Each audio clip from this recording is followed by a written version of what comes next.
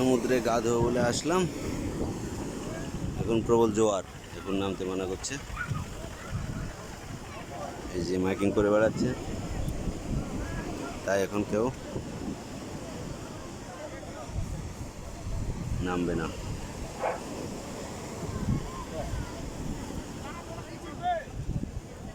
দীঘায় আগত সকল পর্যটকগণ এবং দর্শনার্থীদের জন্য বিশেষ ঘোষণা, সমুদ্র উত্তাল আছে, সমুদ্রে কেউ নামবেন না। সমুদ্রে নামলে যে কোনো সময় বিপদ ঘটতে পারে। দীঘায় আগত সকল পর্যটকগণ এবং দর্শনার্থীদের জন্য বিশেষ ঘোষণা, সমুদ্র উত্তাল আছে, সমুদ্রে কেউ নামবেন না। সমুদ্রে নামলে যে কোনো সময় বিপদ ঘটতে যেতে পারে। আপনারা সমুদ্র থেকে দূরে থাকুন।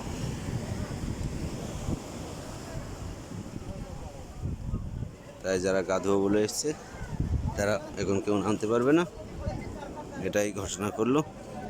এখন ঘুরে বেড়াতে হবে, যখন জোয়ার কমে যাবে, ভাটা পড়বে, তখন